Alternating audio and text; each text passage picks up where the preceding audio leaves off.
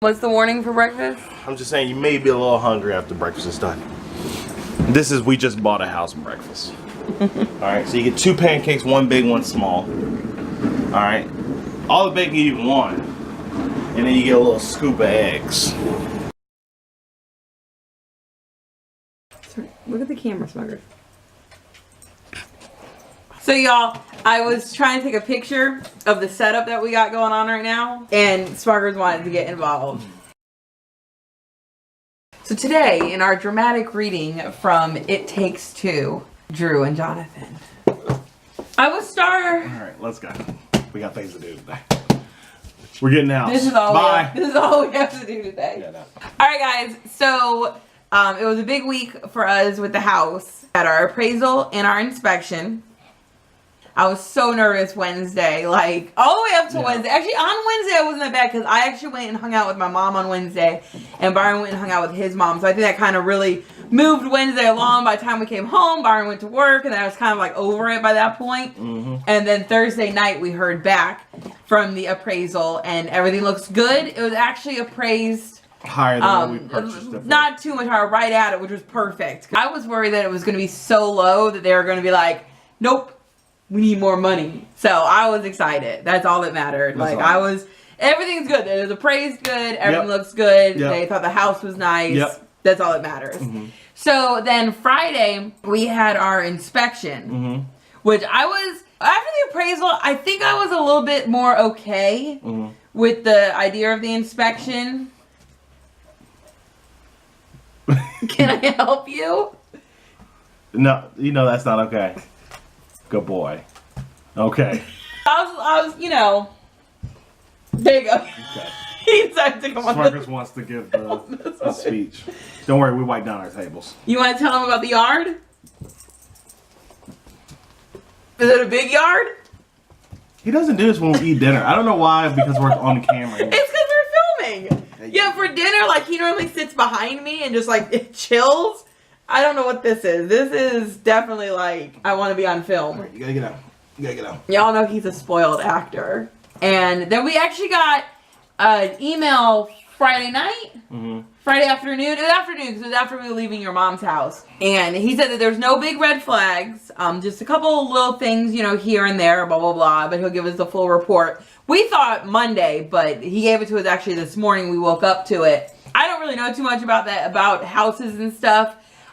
So we kind of looked it over, and then we sent it to my brother so that he could look it over, because he's also buying a house right now in California, and he's also bought like 3 or 4 other houses in his life as he's moved back and forth from Georgia to California. He knows about houses, you know. So we did that. So him and Byron actually just got off the phone talking about it. The main problem is that the electrical box, again, I don't know what I'm talking about, so if you're an electrician, I'm sorry, but apparently the electrical box, like everything goes like this when it's supposed to go like this. No. It's wired wrong. That's all you need to know. I thought it's like all comes to like one point when it's supposed to come to like many Essentially, points. there's a bunch of different things, but it's just miswiring, basically. Okay, well, that's the main thing. And then just little things like the AC unit is not on a slab, which again, no one in my family's ever lived in Florida, so we didn't know if that was a code thing or if that was just how they do it in Florida. But my brother looked it up, and it is a code thing. Common sense says that no matter where you are, it shouldn't be on dirt. Right, it should be on the concrete. Because of water and mud and stuff. Which I told you when we were there, I did see a lot of the houses had like built-in, like almost like a cage looking thing around their AC. That's another thing he says that he recommends us doing that because it keeps right, rodents keeps from stuff getting, out. Yeah. Like, And then just small things like a drain pipe's missing.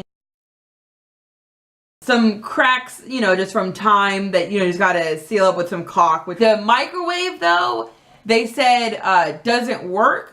But again, when you're selling these houses, a lot of people unplug everything so that, you know, you don't have to pay to keep it running. So we're also weighing on, it might have just been that the guy maybe didn't plug it in right or whatever. Because the fridge, he also said worked, but it wasn't cooling. But Kyle, again, was like, when you unplug it for a long period of time, sometimes it takes a while for it to start cooling again. But the refrigerator, I was super excited about, and I'm super sad if it doesn't work because it's a nice silver fridge. It looked beautiful. It went with everything. But anyway, so that's where we stand now. We have to get an electrician to go out there early next week. That's the main thing. We want to make sure we get the estimates, know what we have to do before we get there, know what we can do after we get there. It all written up and all prices and everything done for Friday of next week to get to the sellers. That's pretty cool though. We're looking at the refrigerators and the microwaves just to get an idea. So y'all were at JCPenney's and we stopped because I saw my little Tum Sums for like $2. So I was like, oh, what are the chances? I'll just look. So we're getting ready to walk away and then Byron found Miles. I've been looking everywhere for Miles. And I found Gastone and I don't have a Gastone. I also found Christmas Goofy. I'm gonna try to throw him into the mix. Don't tell my husband.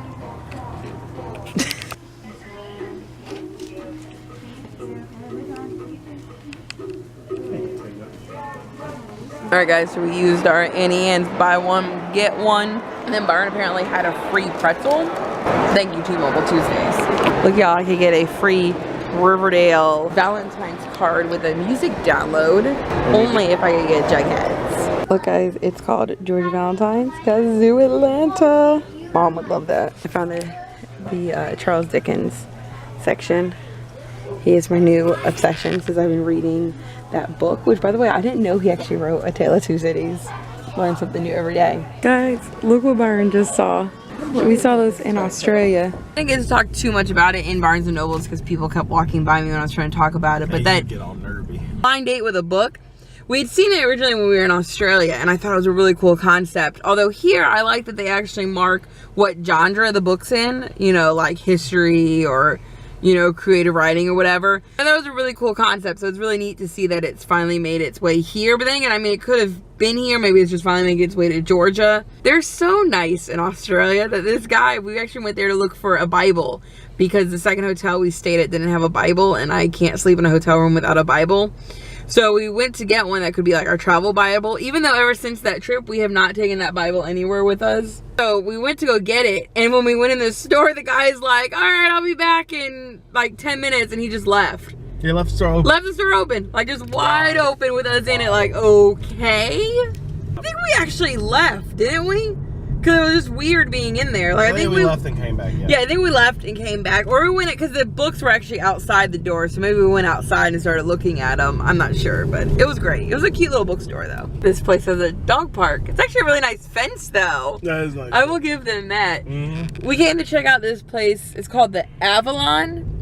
It's kind of like they have shopping, and then they also have like apartments. Best part of Steak and Shake. Byron got Oreo, and I am trying Butterfinger. Oh yeah, and his cherry. I think y'all, the king, queen, are lit up red for Valentine's Day. Me and Byron were just having this discussion in the car. And I thought it'd be something funny to tell you guys about. So we're talking about names, like origins. And so we were just talking, and I was like, Sarah's so boring because it's like old English. But Byron was talking about Lord Byron, and he was like, one day I should, you know, read his stuff. But then he told me that he carries a skull. Yeah, Lord Byron used to carry a skull with him to this like bar that he would always go to, and he would drink with the skull, and he would talk to the skull and everything. Like he'd that. hold it up like this. I think he had a name for it. I think it was supposed to be his best friend or something like that. Yeah, people thought he was crazy. Was it actually his best friend's skull? I don't know. George German? Gordon Byron. He was the 6th Baron Byron, also known as Lord Byron. Oh, he was an English nobleman, poet, peer, and politician. Leading figure in the Romantic movement. Also, his last name was Byron. Yeah. Oh, so you don't even get to be a first name. Yeah, that's him right there. Oh. Do they have a picture of the skull? No, we thought about the skull. He wrote Don Juan. Oh, I never knew that. His father was Captain John Mad Jack Byron. This keeps getting better by the minute, okay? No. Skull Cup associated with Lord Byron heads to auction. Oh, it went to auction. Oh, that's great. It's like the top of the skull. He used to drink out of it. That's what it was. Oh, at least He not. used to drink wine from such a vessel. Alright guys, so we just got done watching The Resident. If you guys don't watch it, go check it out. If you liked ER, Code Black, you'll like it. It's a little bit more towards ER than Code Black. Code Black's kind of like worst case scenario. Right. And now Byron's gonna eat his chips that my mom gave him while the dogs stare at him. I don't know if I showed y'all last week, I got my Jolly Rancher Pops. Oh my god, they're so good. I actually just watched our Hurricane Irma video, which we watched the one on Byron's birthday, which was the day before when the storm was hitting Florida. And then we watched the actual one where it hit us. And it's crazy to watch the progression throughout the day. Like, my family's all Patriots fans. We're Falcons fans. So in this Super Bowl, I'm a Byron fan. Yeah, this Super Bowl, I'm just going for commercials because I don't really like either team. I don't really care for either team. One team beat us last year horribly in the Super Bowl, and the other team beat us to get there this year. Yeah. So it's not a Super Bowl for any Falcons fans. Although if the Saints were in it, that'd probably be a little bit worse. But at least I like Drew Brees over Tom Brady. Especially after his kids.